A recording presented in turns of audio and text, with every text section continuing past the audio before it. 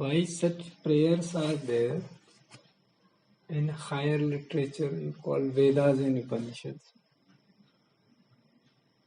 when in other part of the world people were living a tribal life at best. Here in this land they were talking Sarve Bhavantu Sukhina Sarve Shantu Nirame. Let all be happy, Sukhi, Sarve Bhavantu Sukhina Sarve Shantu Nirame. All should be without any envy, bias, or feeling of duality. Sarve Bhadrani Pashyantu Ma Kaschid Dukh Bhagave. All should see good. Bhadram Pashyantu. And there should be no misery. Now, what led them to speak like this? That is the clue to the realization. They realized that without everybody being happy and contented, they cannot live. People talk so much about liberation. मुक्ति कभी अकेले में नहीं मिलती. Liberation is never for individual, though individual alone gets it. That is the mysterious part of it. It is only through individual experience that you realize that you are liberated. But it is never that one person got liberated and others are left. It is never the case. All have to be liberated. Because beginning is saying, Sarve Bhavantu Sukha. Why they realize, they say, no, without somebody else being unhappy, if you become fine, it is two ways. Look in the family. If one person is not behaving well, is not whole family disturbed? Who does not have this experience? Please raise your hand. So in the world, nobody will raise their hand because everyone has undergone through this. Now when such small is the thing, now when you become finer, then your family becomes whole universe. Then somebody there is unhappy, you also, he is your part, you are also feeling that unhappiness. So how can you be liberated when you are, they say, at least minimum reaching to the fifth seat? Satchidanand, you should be blissful, you should be truth, you should be, your consciousness should have gone into the divinity. That means as a consciousness you no more exist as an individual. You are driven by the divinity completely. Then only you are free. Otherwise, how can you be free so long as your entity is there? So both ways, if you look at it, even if you have a small understanding, something like that this is my family, this is I am, then you are miserable because other is. And if you somehow become so big, then also. So when people say such things, that I am happy and contented, it is sure sign of ignorance. But that is a desirable goal, isn't it? Everybody should be happy and peaceful. But they should admit to that there are times when I am very peaceful and happy. And there are times when I am miserable. Then it makes sense. But if somebody is claiming like this, then either the person is dishonest or he or she has something to hide for different reasons. So realization by its very way, I just wonder what is there so difficult in it. Difficulty is in not accepting the truth, that this is how it is, because that requires courage. So if we have that, for courage you need to hold on to something. And if you have that, then realization is not a difficult thing. But this simple small truth, which has been there in this land from time immemorial, Others when they were just crawling. Here it was in full bloom. Have the humanity inch even a iota somewhere else than going to this, or they even have Sarve Bhavantu Sukhna. Now, what is if you look at United Nations goals, any country's ideas, will they say anything more than this? Is it possible? Only thing is the ways they are applying are not practical. So they are, despite making lofty ideals, and they are still crawling. Everything they thought that it is by material providence that you become happy, then they realize no, it doesn't happen. So this simple truth they are not ready to admit, that my happiness depends on your happiness. My peace depends on you. How can I be peaceful if you are not peaceful? If you are peaceful, then I can be peaceful. So whatever is enunciated in literature of that period, it is, even every word of it has so much full with meaning, and then they are indicating to the same. So nothing has changed in that sense. But now people declare them stories and that's about it. And they read certain histories, certain facts, this happened, that happened, those many got killed, those many survived. How does it make any sense? So all this material providence which has been created, it is not true. It is certain things they have made which are where people are stumbling into that and looking for something that I will become happy by this. Mostly this culture came to certain conclusions even about this material life. Like they said, things which move in cyclical manners, in those things possibility of somewhat happiness is there. Like agriculture. It moves in cycles. You sow something and then reap, and then again it is dry, and then again. Women's body, they move in cycles. Men's too move, but they are very difficult, very few realize that. So that then you find some kind of spontaneity there.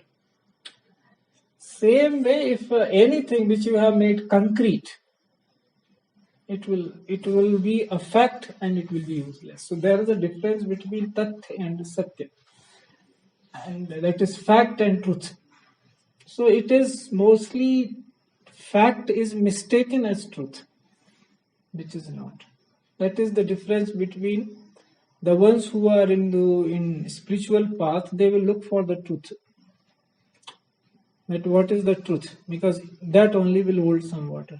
Facts will not. Facts will change. Suppose somebody even made some mistake about you, but tomorrow he comes in or she comes in and, oh, I'm sorry, I made this mistake. I wholeheartedly tell you that this is how I made a mistake.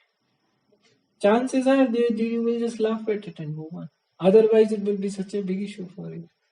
If it has not been admitted, it has not been told, then there will be not karmic accountability. Why I am saying these things is that if we are moving in a spontaneous manner, then whatever comes to us, we should accept that. Because by and by, when you are walking on a path, you become the evidence of that path. Because Guru will always say, no, you are the truth. That's why I all time say, what is the difference between a seeker and Guru, a disciple? Guru will always say that I know factually and truly that it is me only sitting in different forms. But as seekers, we do not know that. Thus, this much is the difference. That is why it is not a matter of belief, neither it is a matter of faith. It is a matter of trust. We trust and then we start doing something. And then in that process, we keep becoming evidence of that. And then when such becomes the case, then only it spreads. Then only it will reach to the maximum. Because there you do not have any ifs and buts, any doubts. No, this is me who have been experiencing this. This is me who have walked it. There's nothing to be taught. In our path especially, those two lives, whole life or life after life, that is what I have to teach, if you call it teaching. Because it is not a teaching, it is a statement of fact. So we are, as many times, good things are meant to be repeated. What does it mean? It means they are what they are. It depends on how much time we take to realize that. That's all. So what happens when we realize? Then only these things will come. Peace, happiness, contentment, they will come. Now you say, you were saying just before that you can't be happy when all, and now you are saying then you can be like this. What is this? This cannot be told into the words. This can be experienced by I am saying this. Like certain things, we listen, and when we ponder, we find them. How is it? But somehow we feel that it is so. Like I was saying in the morning and in the afternoon also, that when we say realizing the absolute,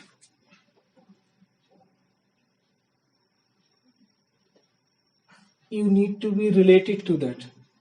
Now, absolute and relativity, how can they go together? Absolute by definitions mean that there is no relativity there.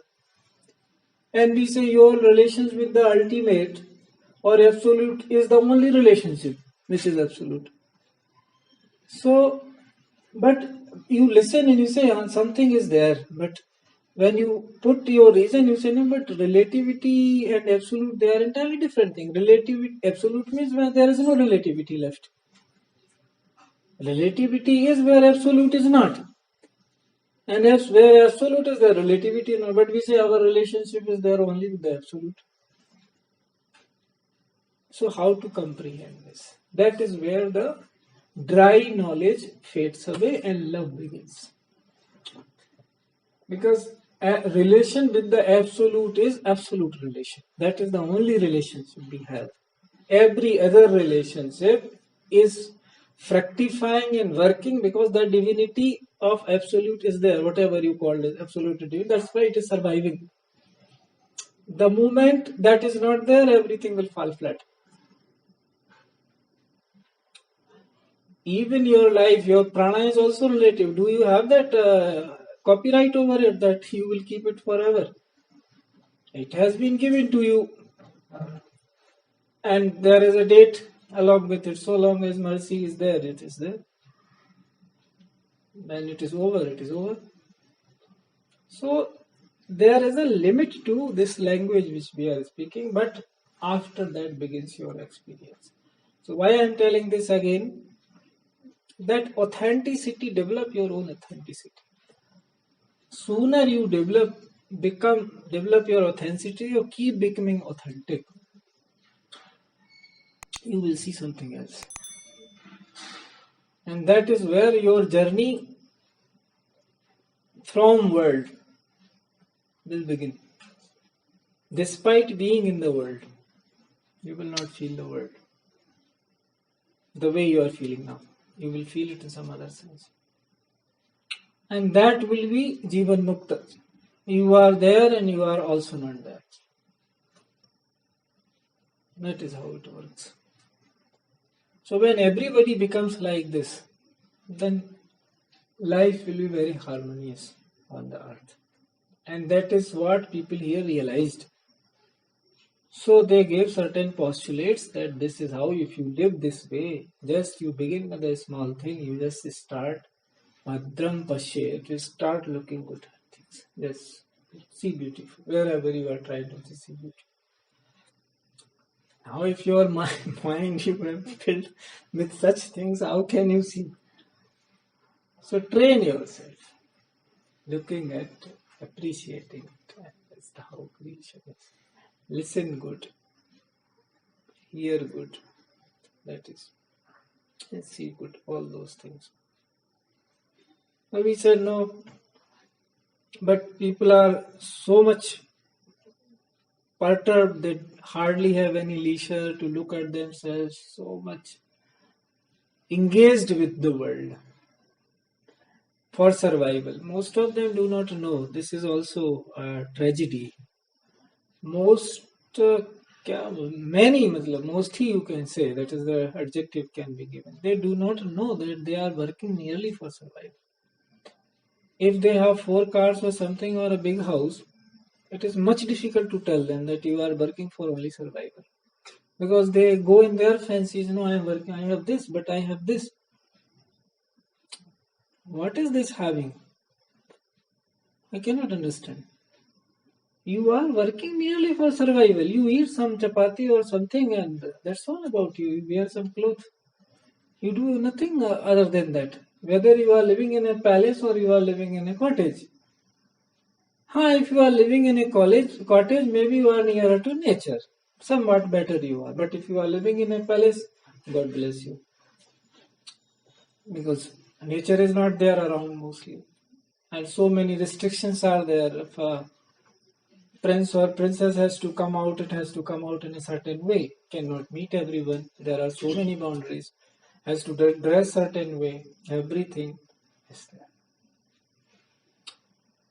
So, this, if it is realized, the way it is, that okay, if there are so much cloud, what to do? So we devise, okay, at least food you understand now, because without that, Abhi, you have not become like that, you do not need food. Okay, eat pure.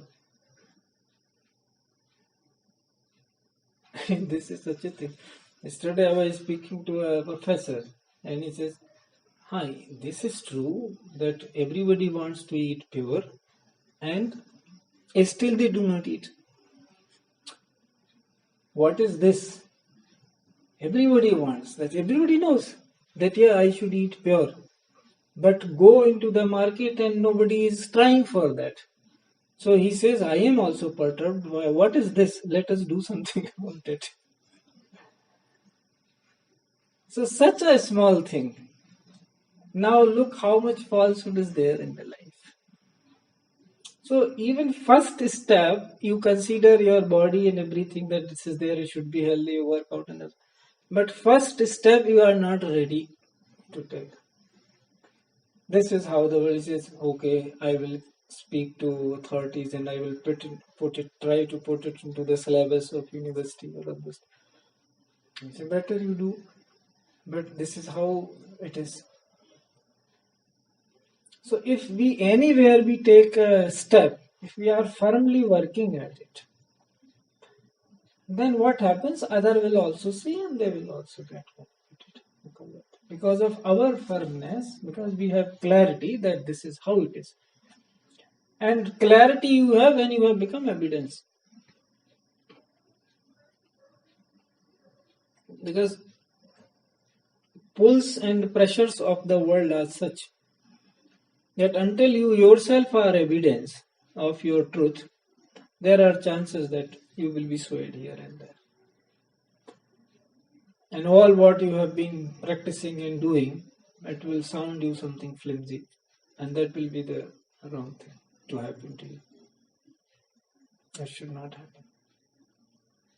Because with so much efforts of your lives and life, something you have found. I see. It's miserable, but what to do? When we need Guru most, then we run away. This I have seen happening. I know this person needs most. The person is running away. There is a dignity involved. That's every etiquette is involved. Cannot be said anything. Just pray and wait. So As I am saying this, look, three things are there: your body, your inclination towards divinity, and Guru. From your body you can't run away. From God you can't run away because He is everywhere present, and body you have. That's why only person to run away is, and who can help, and that person you run away. Yes, I will see that. So when will you not run away? When you become evidence. Then you know that this is how it works. Person in itself has nothing in him. This is a system working properly. What is there in the government if you and I do not follow the rule of the government? Where is the government? All people say we do not want to follow what has been done. Where is the government? Is it something entity that nobody is following? Still government is there running? It's a system running because everybody is following that. And somebody is following very diligently, then we say, oh, this civil servant or minister or whatever, it appears to be honest. So it is always, everything boils down to oneself. But this should be remembered, this one is connected to all. Whatever that is done everywhere. Levels are different. When I say done everywhere, it is done in a very finer level. Like materially, government policy, suppose a country's government takes a decision and makes a policy that says everybody will work like this, then it is applied as a materially available. But spiritual work is very fine. It is done on a very finer level. And it manifests everywhere because it is connected universally. So this thing has to be seeped in, it has to dawn upon that more and more we keep becoming evidence, more and more our clarity will come. They are all like related. Then you will feel that every life, every moment, you will feel like, oh, this is going intensity. That you see there, how precious it is. Why? Because there is so much to attain to. And this is the only place where you can do something. Place means body here. Where you can do something. In other frames, this is not there. Lower they work automatically, higher they do not work. So that way it should be taken in that sense, that how to keep becoming more and more evidence of one's own work, efforts and realization.